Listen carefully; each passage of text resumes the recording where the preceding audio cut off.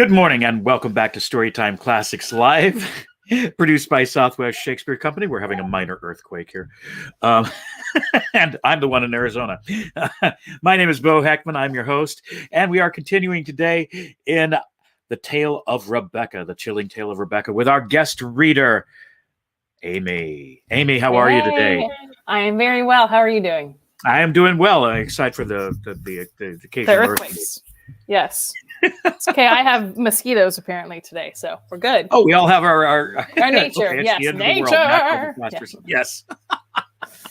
Yes. It's a silly day today. On the comment section, it's April. There. Catherine James is saying, "Good morning, everyone. I hope you are all doing well. I'm looking forward to some drama. Do you think that'll happen today? Do you think there'll be drama?" Sure. Well, we ended last time with some huge reveals, so I'm really interested to see what happens next, like what we do, because we're almost to the end. Well, a couple days, but we're almost to the end. We only have like 100 pages left. Oh, I know. There's only this much. It's so weird. But yeah, we're almost done. Another book. That's what I keep saying. I'm sure we can find one out there somewhere. Absolutely. We could just do a whole Daphne series. Anyone who hasn't read through her canon, yeah. So we're coming in at an interesting point today. We're not exactly. Last week it was just looking like a really long chapter, and it was. So we had already we're gone coming in mid chapter 20.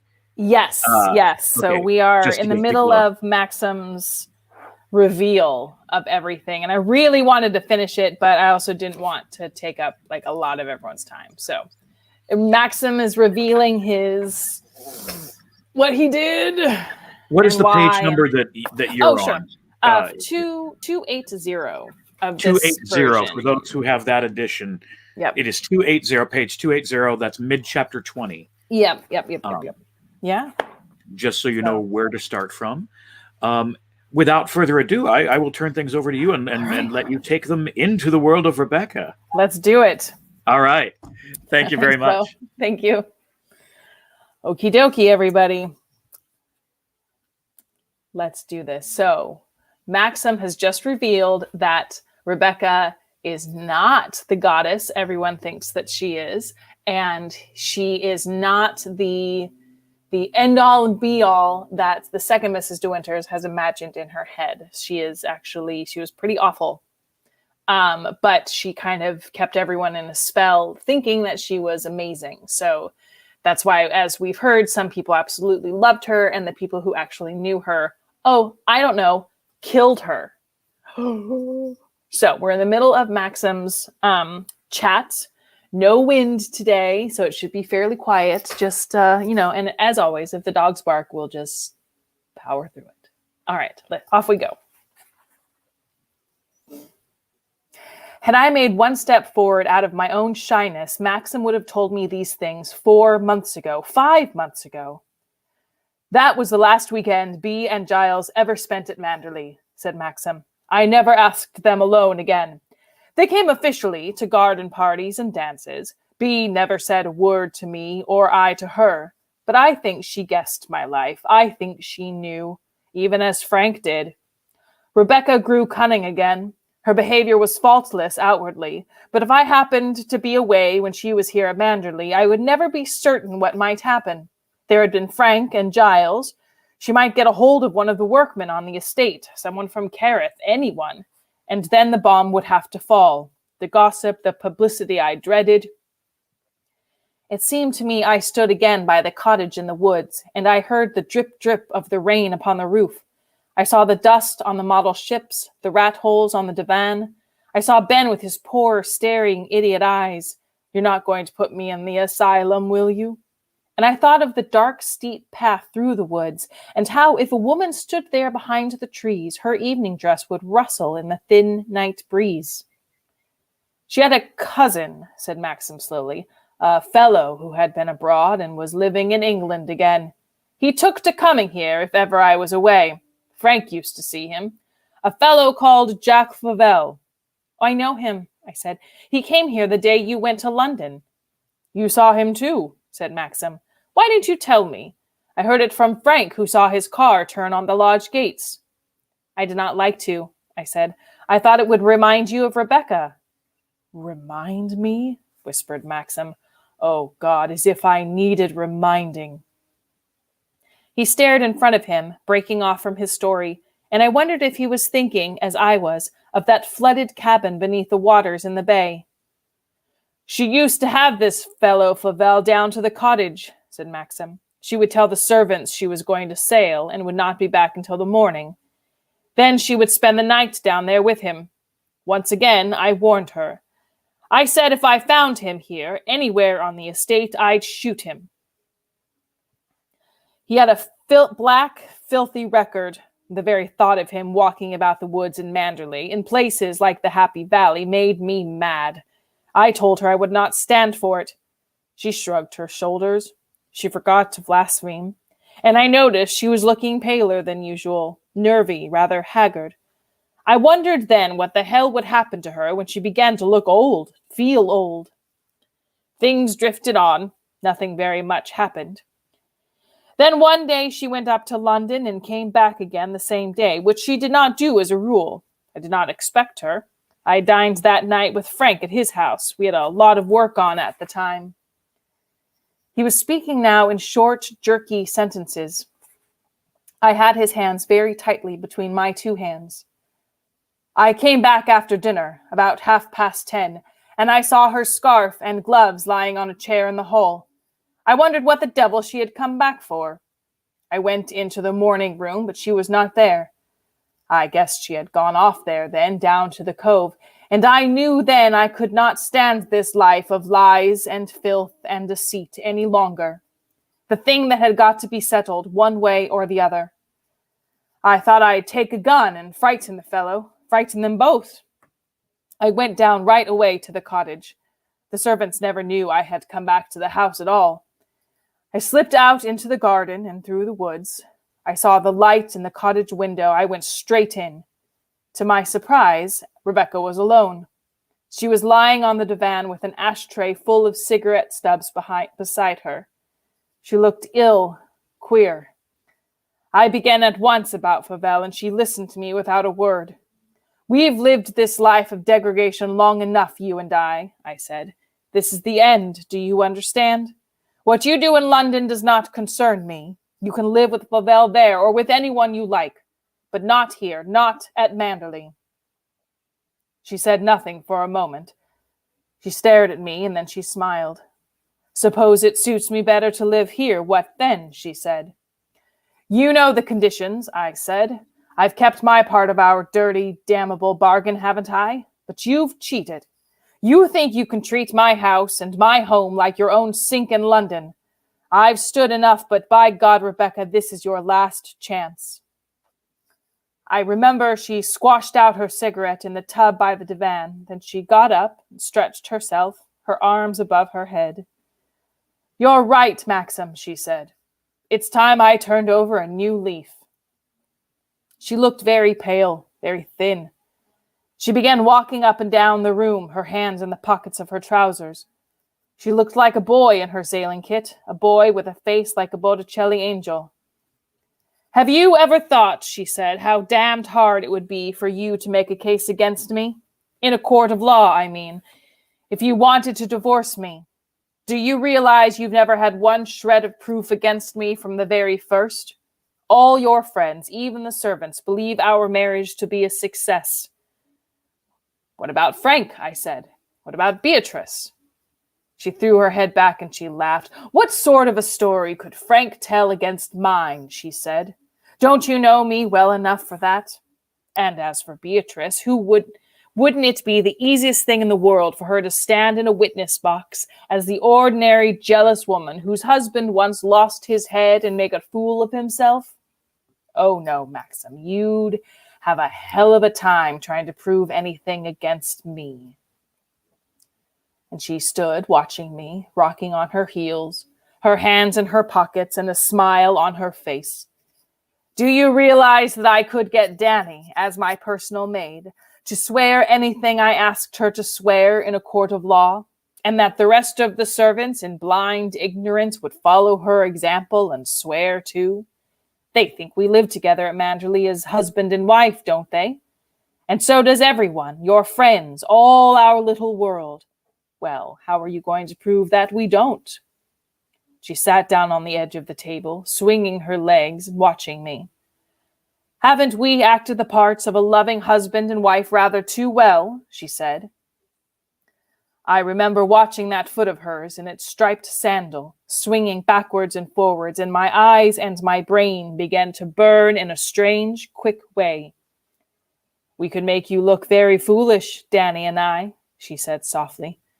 We could make you look so foolish that no one would believe you, Max. Nobody at all. Still that foot of hers swinging to and fro, that damned foot in its blue and white striped sandal. Suddenly she slipped off the table and stood in front of me, smiling still, her hands in her pockets. If I had a child, Max, she said, neither you nor anyone in the world would ever prove that it was not yours. It would grow up here in Manderley bearing your name. There would be nothing you could do. And when you died, Manderley would be his. You could not prevent it. The properties entailed. You would like an heir, wouldn't you, for your beloved Manderley? You would enjoy it, wouldn't you, seeing my son lying in his pram under the chestnut tree, playing leapfrog on the lawn, catching butterflies in the happy valley? It would give you the biggest thrill of your life, wouldn't it, Max, to watch my son grow bigger day by day, and to know that when you died, all this would be his. And she waited a minute, rocking on her heels, and then she lit a cigarette and went and stood by the window. She began to laugh. She went on laughing, and I thought she would never stop. God, how funny, she said. How supremely, wonderfully funny. Well, you heard me say I was going to turn over a new leaf, didn't you? Now you know the reason. They'll be happy, won't they, all those smug locals, all your blasted tenants? It's what we've always hoped for, Mrs. De Winter, they would say. I'll be the perfect mother, Max, like I've been the perfect wife, and none of them will ever guess. None of them will ever know. She turned round and faced me, smiling, one hand in her pockets, the other holding her cigarette. When I killed her, she was smiling still. I fired at her heart. The bullet passed right through. She did not fall at once. She stood there, looking at me. That slow smile on her face, her eyes wide open. Maxim's face and voice had sunk low, so low that it was like a whisper. The hand that I held between mine own was cold. I did not look at him. I watched Jasper's sleeping body on the carpet beside me, the little thump of his tail now and then upon the floor. I'd forgotten, said Maxim, and his voice was slow now, tired, without expression, that when you shoot a person there was so much blood. There was a hole there on the carpet beneath Jasper's tail, the burnt hole from a cigarette, and I wondered how long it had been there. Some people said ash was good for the carpets. I had to get water from the cove, said Maxim. I had to keep going backwards and forwards to the cove for water. Even by the fire where she had not been, there was a stain. It was all around her where she lay on the floor. It began to blow, too. There was no catch in the window. The window kept banging backwards and forwards while I knelt there on the floor with that dishcloth and the bucket beside me. And the rain on the roof, I thought. He does not remember the rain on the roof. It pattered thin and light and very fast. I carried her out to the boat, he said. It must have been 11:30 by then, nearly 12. It was quite dark. There was no moon. The wind was squally from the west. I carried her down to the cabin and left her there. Then I had to get under way with the dinghy astern and beat out the little harbor against the tide. The wind was with me, but it came in puffs, and I on the lee there under cover of the headland. I remember I got the mainsail jammed halfway up the mast. I had not done it, you see, for a long time. I never went out with Rebecca. And I thought of the tide, how swift it ran and strong into the little cove. The wind blew down from the headland like a funnel. I got the boat out onto the bay. I got her out there beyond the beacon, and I tried to go out to clear the ridge of rocks. The little jib fluttered. I could not sheet it in. A puff of wind came, and the sheet tore out of my hands, went twisting around the mast. The sail thundered and shook. It cracked like a whip above my head. I could not remember what one had to do. I could not remember. I tried to reach that sheet, and it blew above me in the air. Another blast of wind came straight ahead. We began to drift sideways, closer to the ridge. It was dark, so damned dark. I couldn't see anything in the black, slippery deck. Somehow I blundered down into the cabin. I had a spike with me, and if I didn't do it now, it would be too late. We were getting so near to the ridge, and in 6 or 7 minutes, drifting like this, we should be out in deep water. I opened the seacocks. The water began to come in. I drove the spike into the bottom boards. One of the planks split right across. I took the spike out and began to drive it into another plank. The water came up over my feet. I left Rebecca lying there on the floor. I fastened both the scuttles. I bolted the door. When I came up on deck, I saw we were within 20 yards of the ridge. I threw some of the loose stuff on the deck into the water. There was a life buoy, a pair of sweeps, a coil of rope. I climbed out into the dinghy. I pulled away and lay back on the paddles and watched. The boat was drifting still. She was sinking, too, sinking by the head. The jib was still shaking and cracked like a whip. I thought someone must hear it. Someone walking the cliffs late at night, some fisherman from Carith away beyond me in the bay, whose boat I could not see. The boat was smaller, like a black shadow in the water. The mast began to shiver, began to crack. Suddenly she heeled right over, and as she went, the mast broke in two, split right down the center. The life buoy and the sweeps floated away from me on the water, and the boat was not there any more. I remember staring at the place where she had been. Then I pulled back to the cove, and it started raining. Maxim waited. He stared in front of him still. Then he looked at me, sitting beside him on the floor. "That's all," he said. "There's no more to tell. I left the dinghy on the buoy, as she would have done. I went back and looked at the cottage. The floor was wet with the salt water. She might have done it herself. I walked up the path through the woods. I went into the house, up the stairs to the dressing room. I remember undressing.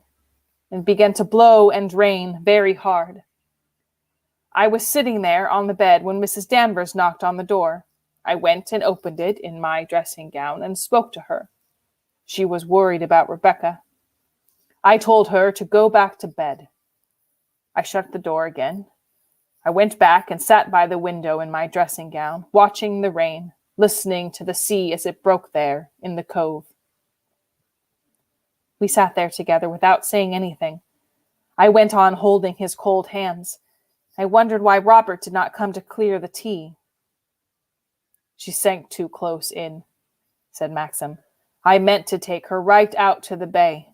They would never have found her there. She was too close in." "It was the ship," I said. "It would not have happened but for the ship. No one would have known." "She was too close in," said Maxim. We were silent again. I began to feel very tired.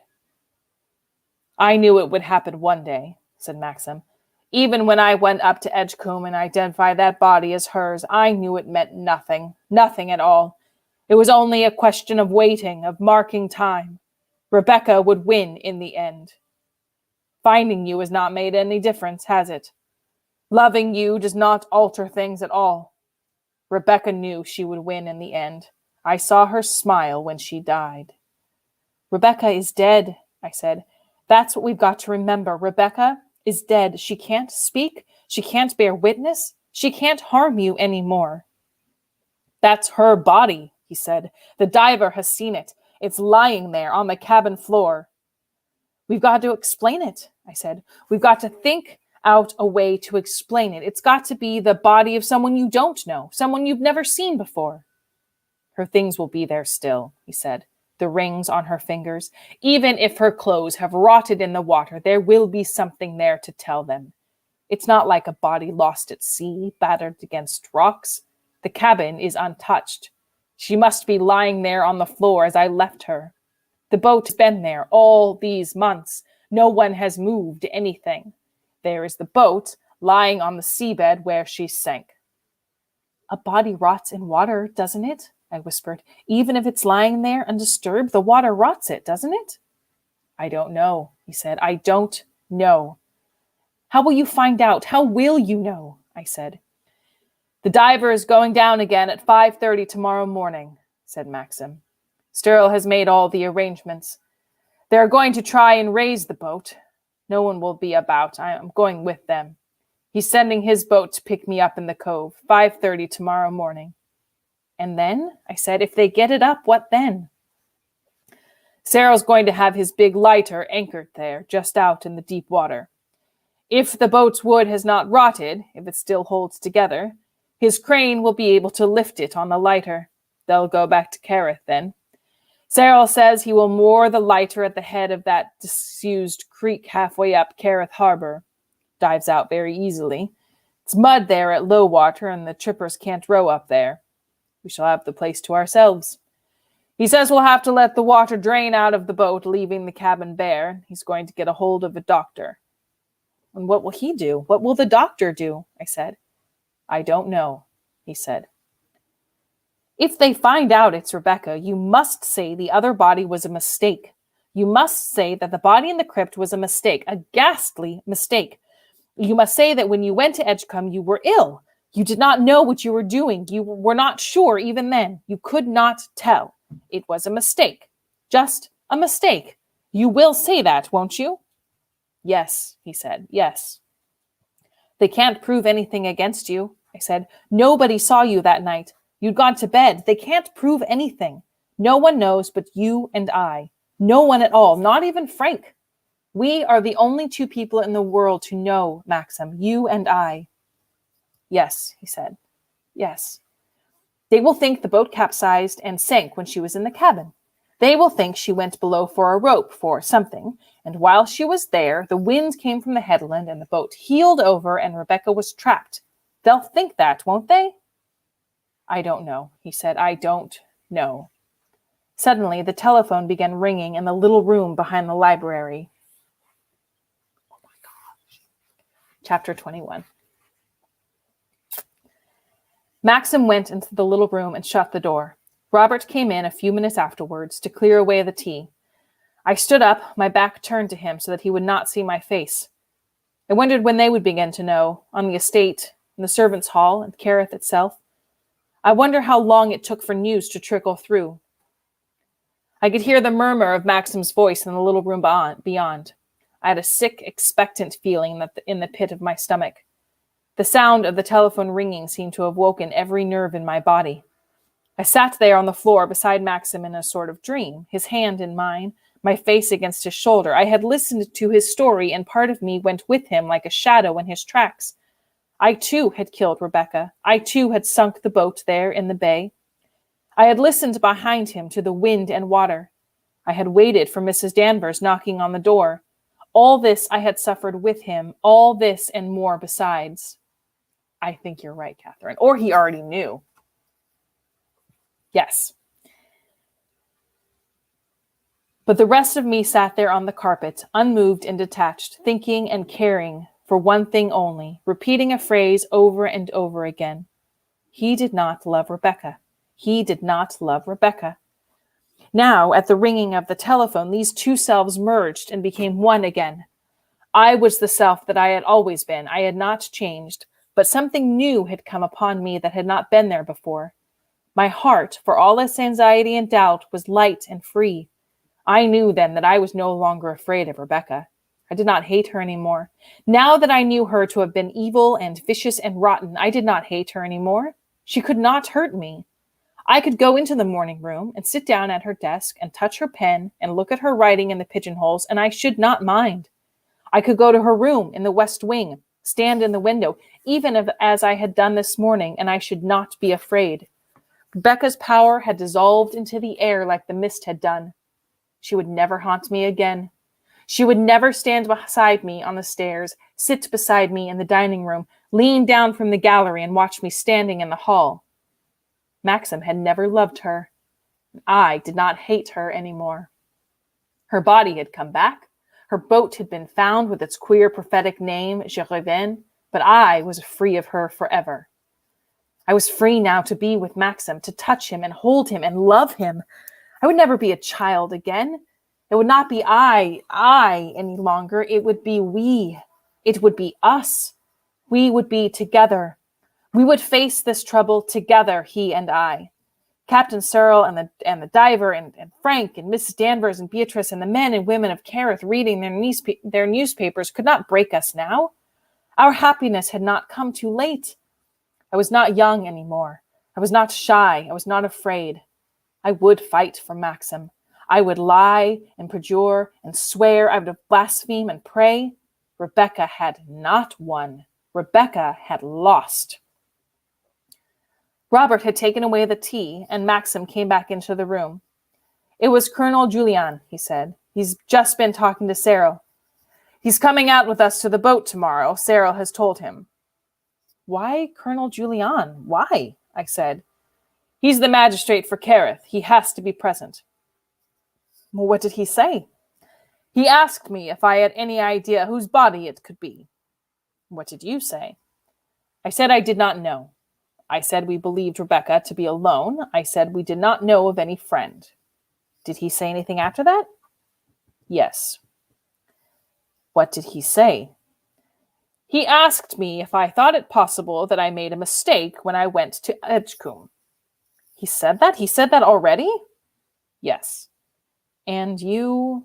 I said it might be possible. I said I did not know. He'll be with you then tomorrow when you look at the boat? He and Captain Cyril and a doctor? Inspector Welch, too. Inspector Welch? Yes. Why? Why Inspector Welch? It's the custom when a body has been found. I did not say anything. We stared at one another. I felt the little pain come again at the pit of my stomach. They may not be able to raise the boat, I said. No, he said. And they couldn't do anything about the body then, could they? I said. I don't know, he said. He glanced out of the window. The sky was white and overcast. It had been when I came away from the cliffs. There was no wind, though. It was still and quiet. I thought it might blow from the southwest about an hour ago, but the wind has died away again. Yes, I said. It will be a flat calm tomorrow for the diver, he said. The telephone began ringing again from the little room. There was something sickening about the shrill, urgent summons of the bell. Maxim and I looked at one another. Then he went into the room to answer it, shutting the door behind him as he had done before. The queer, nagging pain had not left me yet. It returned again in greater force with the ringing of the bell. The feel of it took me back across the years to my childhood. This was the pain I had known when I was very small and the maroons had sounded on the streets of London, and I had sat shivering, not understanding, under a little cupboard beneath the stairs. It was that same feeling, the same pain. Maxim came back into the library. It's begun, he said slowly. What do you mean? What's happened? I said, grown suddenly cold. It was a reporter, the fellow from the County Chronicle. Was it true, he said, that the boat belonging to the late Mrs. De Winter had been found? I said, yes, a boat had been found, but that was all we know. It might not be her boat at all. Was that all he said? No. He asked if I could confirm the rumor that a body had been found in the cabin. No. Yes, someone must have been talking. Not Cyril, I know that, but the diver, one of his friends. You can't stop these people. The whole story will be all over Carith by breakfast time tomorrow. What did you say about the body? I said I did not know. I had no statement to make, and should be obliged if he would not ring me up again. You will irritate them. You will have them against you. I can't help that. I won't make statements to newspapers. I won't have those fellows ringing up and asking questions. We might want them on our side, I said. If it comes to fighting, I'll fight alone, he said. I don't want a newspaper behind me. The reporter will ring up someone else, I said. He will get to Colonel Julian or Captain Cyril. He won't get much change out of them, said Maxim. Only we could do something, I said, all these hours ahead of us, and we sit here idle, waiting for tomorrow morning. There's nothing we can do, said Maxim. We went on sitting in the library. Maxim picked up a book, but I know he did not read. Now and again I saw him lift his head and listen, as though he heard the telephone again, but it did not ring again. No one disturbed us. We dressed for dinner, as usual. It seemed incredible to me that this time last night I had been putting on my white dress, sitting before the mirror at my dressing table, arranging the curled wig. It was like an old forgotten nightmare, something remembered months afterwards with doubt and disbelief. We had dinner. Frith served us, returned from his afternoon. His face was solemn, expressionless. I wonder if he had been in Carith and if he had heard anything. After dinner, we went back again to the library. We did not talk much. I sat on the floor at Maxim's feet, my head against his knees. He ran his fingers through my hair, different from his old, abstracted way. It was not like stroking Jasper anymore. I felt his fingertips on the scalp of my head. Sometimes he kissed me. Sometimes he said things to me. There were no shadows between us anymore, and when we were silent, it was because the silence came to us of our own asking. I wondered how it could be that I could be so happy when our little world was about us was so black. It was a strange sort of happiness, not one I had dreamt about or expected. It was not the sort of happiness I had imagined in the lonely hours. There was nothing feverish or urgent about this. It was a quiet, still happiness. The library windows were open wide, and when we did not talk or touch one another, we looked at the dark, dull sky. It must have rained in the night, for when I woke the next morning just after 7 and got up and looked out of the window, I saw the roses in the garden below were folded and drooping, and the grass banks leading up to the woods were wet and silver. There was a little smell in the air of mist and damp, the smell that comes with the first fall of the leaf. I wondered if autumn would come upon us 2 months before her time. Maxim had not woken me when he got up at 5. He must have crept from his bed and gone through the bathroom to his dressing room without a sound. He would be down there now, in the bay, with Colonel Julian and Captain Cyril and the men from the lighter. The lighter would be there, the crane and the chain, and Rebecca's boat coming to the surface. I thought about it calmly, coolly, without feeling. I pictured them all down there in the bay, and the little dark hull of the boat rising slowly to the surface, sodden, dripping, the grass-green seaweed and the shells clinging to her sides. When they lifted her onto the lighter, the water would stream from her sides back into the sea again. The wood of the little boat would look soft and gray, pulpy in places. She would smell of mud and rust and that dark black weed that grows deep beneath the sea beside rocks that were never uncovered. Perhaps the name board still hung upon her stern. Je reviens. The lettering green and faded, the nails rusted through. And Rebecca herself was there, lying on the cabin floor. I got up and had my bath and dressed and went downstairs to breakfast at 9 as usual. There were a lot of letters on my plate. Letters from people thanking us for the dance. I skimmed through them. I did not read them all. Frith wanted to know whether to keep the breakfast hot for Maxim. I told him I did not know when he would be back. He had to go out very early, I said. Frith did not say anything. He looked very solemn, very grave. I wondered again if he knew. After breakfast, I took my letters along to the morning room. The room smelt musty. The windows had not been opened. I hung them wide, letting the fresh, cool air in. The flowers on the mantelpiece were drooping, many of them dead. The petals lay on the floor. I rang the bell, and Maud, the under-housemaid, came into the room. "This room has not been touched this morning," I said. "Even the windows were shut, and the flowers are dead. Will you please take them away?" She looked nervous and apologetic. "I'm very sorry, madam," she said. She went to the mantelpiece and took the vases. "Don't let it happen again," I said. "No, madam," she said. She went out of the room, taking the flowers with her. I had not thought it would be so easy to be severe. I wondered why it had seemed so hard for me before. The menu for the day lay on the writing desk.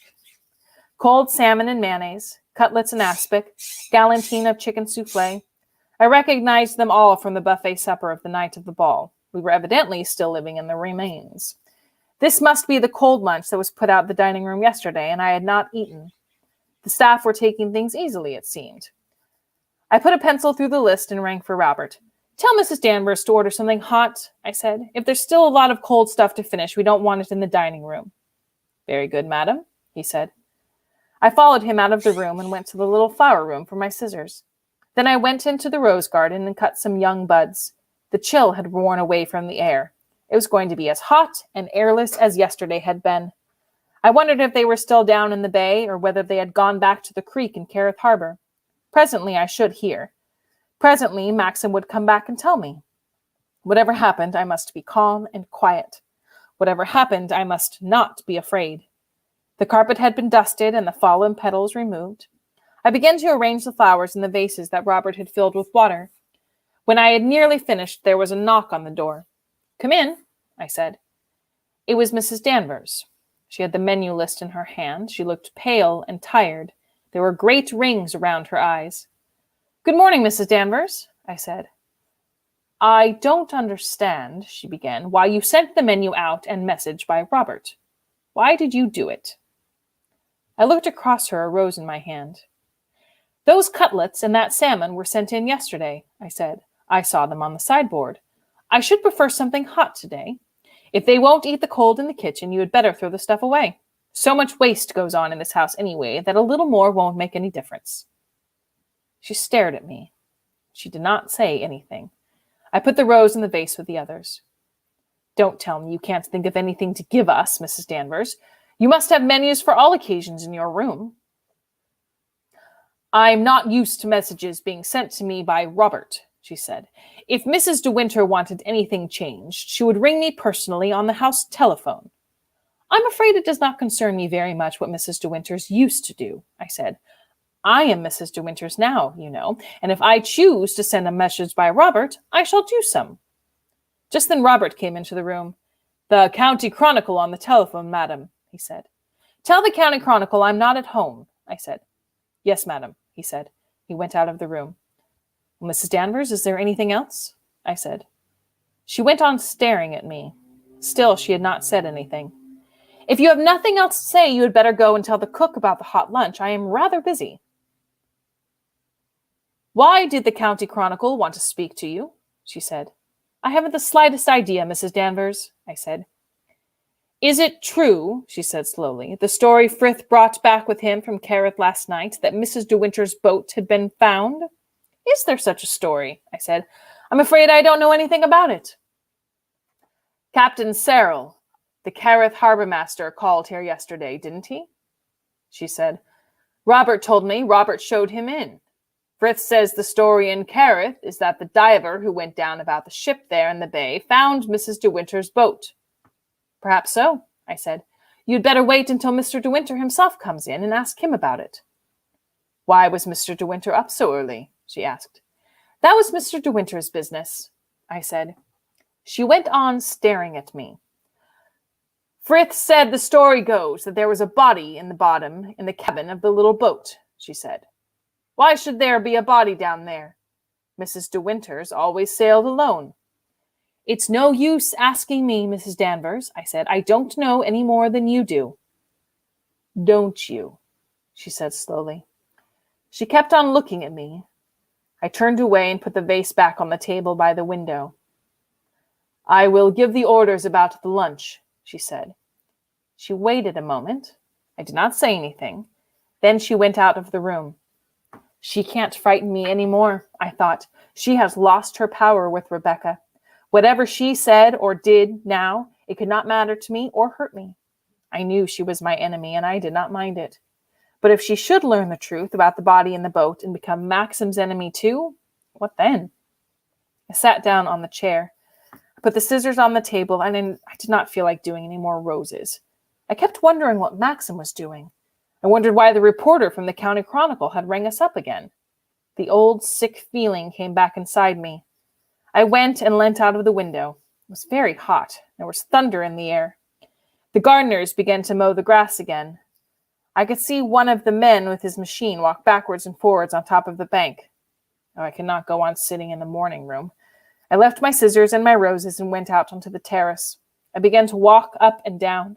Jasper padded after me, wondering why I did not take him for a walk. I went on walking up and down the terrace. About 11:30, Frith came out to me from the hall. "Mrs. De Winter on the telephone, madam," he said. I went through the library to the little room beyond. My hands were shaking as I lifted the receiver. "Is that you?" he said. "It's Maxim. I'm speaking from the office. I'm with Frank." "Yes," I said. There was a pause. "I shall be bringing Frank and Colonel Julien back to lunch at 1 o'clock, he said. "Yes," I said. I waited. I waited for him to go on. "They were able to raise the boat," he said. "I've just got back from the creek." "Yes," I said.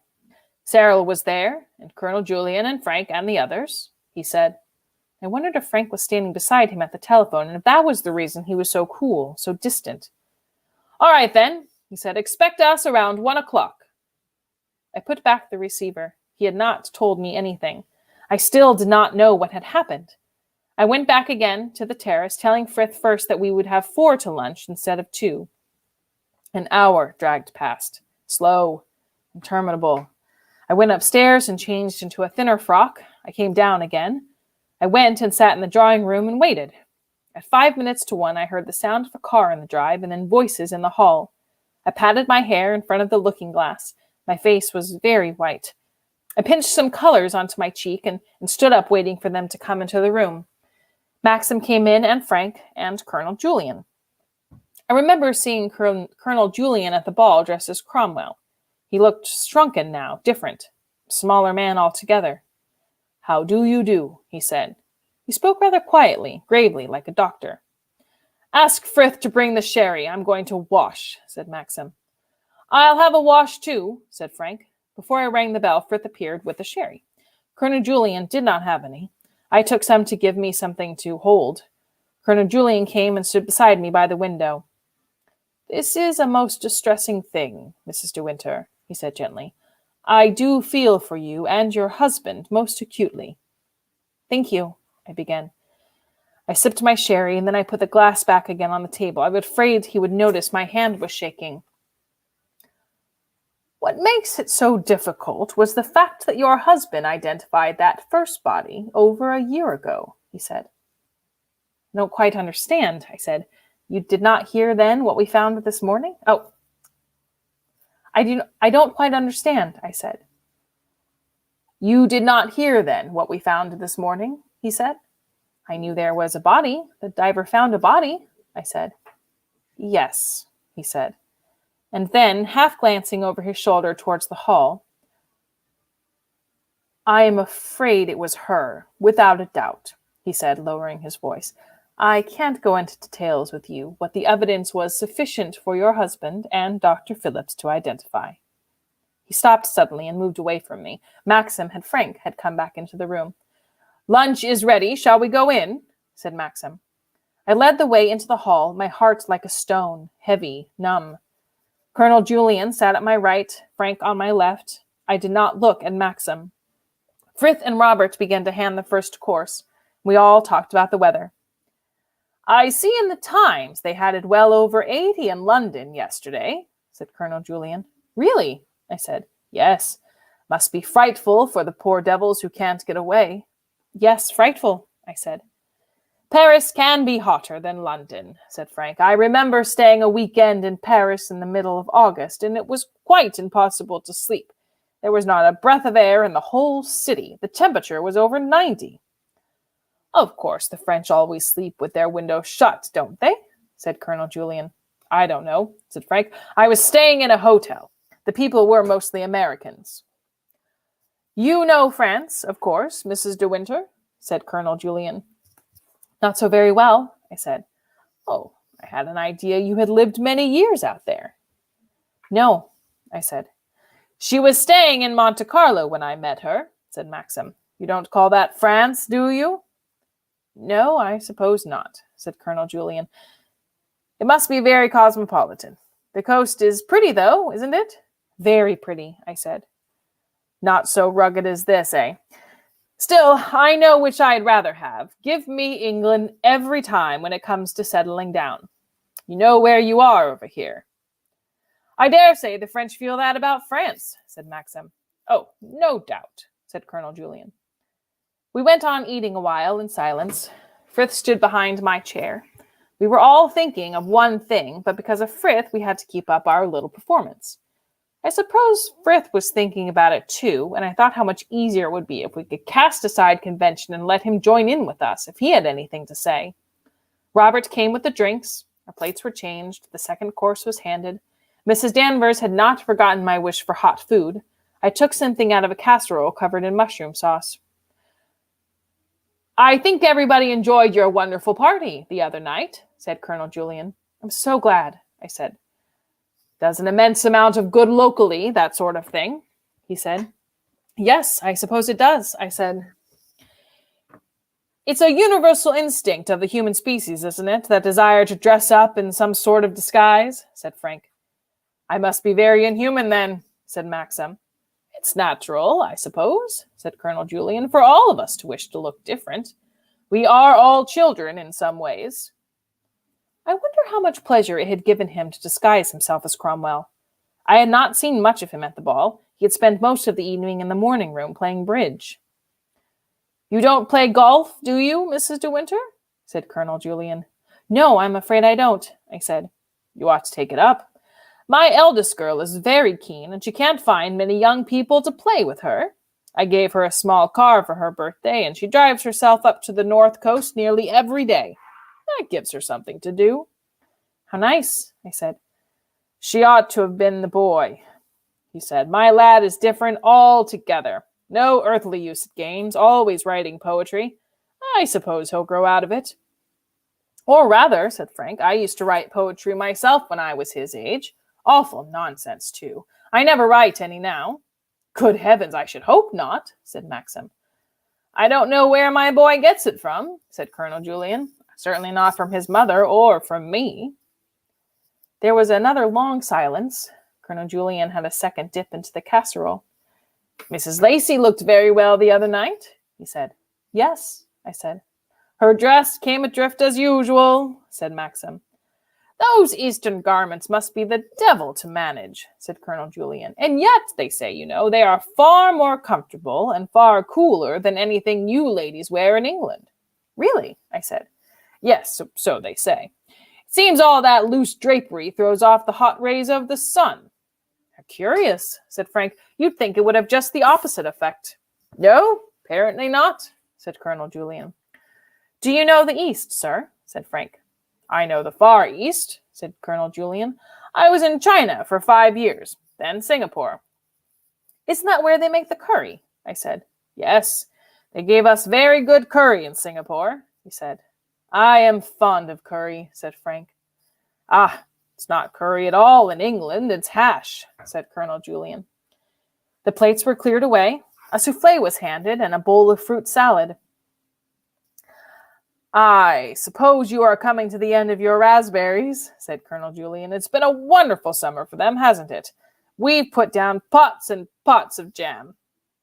I never think raspberry jam is a great success, said Frank. There are always so many pips. You must come down and try some of ours, said Colonel Julian. I don't think we have a great lot of pips. We're going to have a mass of apples this year at Manderley, said Frank. I was saying to Maxim a few days ago, we ought to have a record season. We should be able to send a lot up to London. Do you really find it pays? Said Colonel Julian. By the time you've paid your men for the extra labor and then the packing and carting, do you make any sort of profit worthwhile? Oh, Lord, yes, said Frank. How interesting. I must tell my wife, said Colonel Julian. The souffle and the fruit salad did not take long to finish. Robert appeared with cheese and biscuits, and a few minutes later Frith came with a coffee and cigarettes. Then they both went out of the room and shut the door. We drank our coffee in silence. I gazed steadily at my plate. I was saying to your wife before luncheon, De Winter, began Colonel Julian, resuming his first quiet, confidential tone, that the awkward part of this whole distressing business is the fact that you identified that original body. Yes, quite, said Maxim. I think the mistake is very natural under the circumstances, said Frank quickly. The authorities wrote to Maxim, asking him to go up to Edgecombe, presuming before he arrived there that the body was hers. And Maxim was not well at the time. I wanted to go with him, but he insisted on going alone. He was not in a fit state to undertake anything of the sort. That's nonsense, said Maxim. I was perfectly well. Well, it's no use going into all that now, said Colonel Julian. You made that first identification, and now the only thing to do is to admit the error. There seems to be no doubt about it this time. No, said Maxim. I wish you could be spared the formality and the publicity of an inquest, but I'm afraid that's quite impossible. Naturally, said Maxim. I don't think it need take very long, said Colonel Julian. It's just a case of you reaffirming identification and then getting Tab, who you say converted the boat when your wife brought her from France, just to give his piece of evidence that the boat was seaworthy and in good order when he last had her in his yard. No, what bothers me is the wretched publicity of the affair. So sad and unpleasant for you and your wife. It's quite all right, said Maxim. We understand. So unfortunate, that wretched ship going ashore there, said Colonel Julian. But for the whole matter, would have rested in peace. Yes, said Maxim. The only consolation is that now we know poor Mrs. De Winter's death must have been swift and sudden, not the dreadful, slow, lingering affair we all believed it to be. There can have been no question of trying to swim. None, said Maxim. She must have gone down for something, and then the door jammed, and a squall caught the boat without anyone at the helm, said Colonel Julian. A dreadful thing. Yes, said Maxim. That seems to be the solution, don't you think, Crawley? Said Colonel Julian, turning to Frank. Oh, yes, undoubtedly, said Frank. I glanced up and saw Frank looking at Maxim. He looked away immediately, but not before I had seen and understood the expression in his eyes. Frank knew, and Maxim did not know that he knew. I went on stirring my coffee. My hand was hot, damp. I suppose sooner or later we all make a mistake in judgment, said Colonel Julian, and then we are in for it. Mrs. De Winter must have known how the wind comes down like a tunnel in that bay, and that it was not safe to leave the helm of a small boat like that. She must have sailed alone on that spot scores of times. And then the moment came, she took a chance, and the chance killed her. It's a lesson to all of us. Accidents happen so easily, said Frank, even to the most experienced people. Think of the number killed out hunting every season. Oh, I know. But then that's the horse falling generally that lets you down. If Mrs. De Winter had not left the helm of her boat, the accident would have never happened. An extraordinary thing to do. I must have watched her many times in the handicap races on Saturday from Carrick, and I never saw her make an elementary mistake. It's the sort of thing a novice would do. In that particular place, too, just by the ridge. It was very squally that night, said Frank. Something may have happened to the gear. Something may have jammed, and then she slipped down for a knife. Of course. Well, we shall never know. And I don't suppose we should be any the better for it if we did. As I said before, I wish I could stop this inquest, but I can't. I'm trying to arrange it for Tuesday morning. It will be as short as possible, just a formal matter, but I'm afraid we shan't be able to keep the reporters out of it. There was another silence, and I judged the time had come to push back my chair. Shall we go into the garden? I said. We all stood up, and then I led the way to the terrace. Colonel Julian patted Jasper. He's grown into a nice-looking dog, he said. Yes, I said. They make nice pets, he said. Yes, I said. We stood about for a minute, then he glanced at his watch. Thank you for your most excellent lunch, he said. I have rather a busy afternoon in front of me, and I hope you will excuse me dashing away. Of course, I said. I am so very sorry this should have happened. You have all my sympathy. However, once the inquest is over, you must all forget about it. Yes, I said, yes, we must try to. My car is there on the drive. I wonder whether Crawley could give me a lift. Crawley, I can drop you at your office if it's any use. Thank you, sir, said Frank. He came and took my hand. I shall be seeing you again, he said. Yes, I said. I did not look at him. I was afraid he would understand my eyes. I did not want him to know that I knew. Maxim walked with them to the car. When they had gone, he came back to me on the terrace. He took my arm. We stood looking down at the green lawns toward the sea and the beacon on the headland. It's all going to be all right, he said. I am quite calm, quite confident. You saw how Julian was at lunch. And Frank, there won't be any difficulty at the inquest. It's going to be all right. I did not say anything. I held his arm tightly. There was never any question of the body being someone unknown, he said. What we saw was enough for Dr. Phillips even to make the identification alone without me. It was straightforward, simple. There was no trace of what I had done. The bullet had not touched the bone. A butterfly spread past us on the terrace, silly and inconsequent. You heard what they said, he went on. They think she was trapped there, in the cabin. The jury will believe that at the inquest, too. Phillips will tell them so. He paused, and still I did not speak. I only mind for you. I don't regret anything else. If it had to come all over again, I should not do anything different. I'm glad I killed Rebecca. I shall never have any remorse for that. Never, never. But you, I can't forget what it has done to you. I was looking at you, thinking of nothing else all through lunch. It's gone forever, that funny, young, lost look I loved. It won't come back again. I killed that too when I told you about Rebecca. It's gone in 24 hours. You are so much older. Yes, Catherine, I definitely think Frith knows because he heard the gossip down in Kerith, and I'm sure that you can't be the eyes and ears of that house and not know. So maybe he doesn't know how, but I'm pretty sure he knows that Maxim did it. Also, Colonel Julian knows.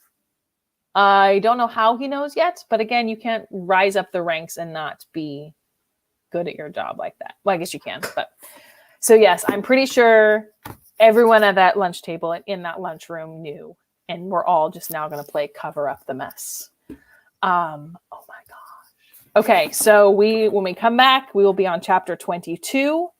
We only have like 80 pages left, so we get to see if he gets away with it, and how else the second Mrs. De Winters changes her world. It was pretty quick to adopt Maxim's stories. Frank Crawley. Yeah. I think Frank's pretty loyal. Frith is loyal. Mrs. Danvers, though, man, I can't wait to see what happens when she finds out. It's going to be so good. So there you have it. Next time, chapter 22. We have a couple more sessions before we finish this. Thank you all for joining me today. I hope you have a fantastic day, and we will see you next time. All right. Be safe out there. Bye.